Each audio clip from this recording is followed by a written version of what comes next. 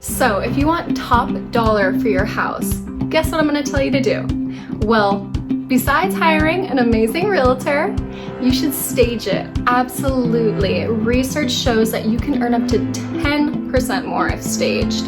And in today's video, I'm going to go ahead and show you how to do just that so that you can get not just only top dollar for your home, but sell it as quickly as possible as well.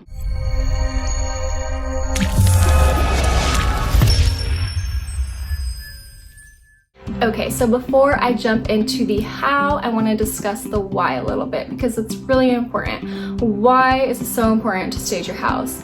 And the reason for that is because we want people to walk into your home and feel like this could be theirs. We want them to envision themselves living here.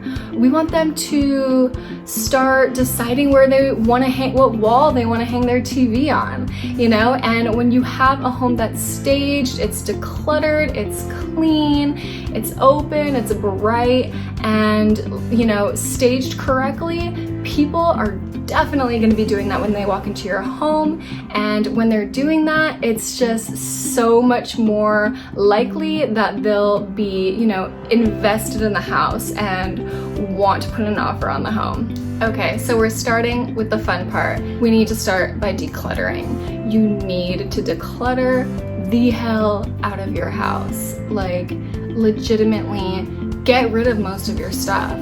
And I'm not trying to be harsh, but I'm just trying to like be realistic because people think, oh, I only have to, you know, do a couple minor things and it'll be good to show.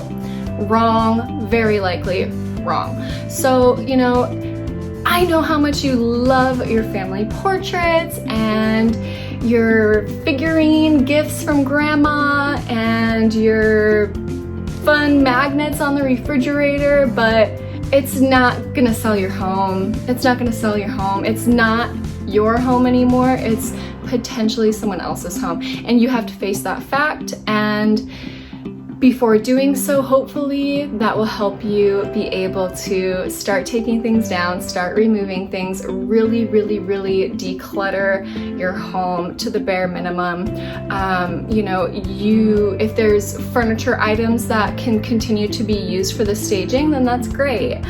If not, then pack those, you know, older items away, and you'll likely have to either find somewhere to stay during the showing process or timeline, or, you know, hopefully you have, you know, friends or family that you can stay with, or you may have to stay in an Airbnb or a hotel or something like that.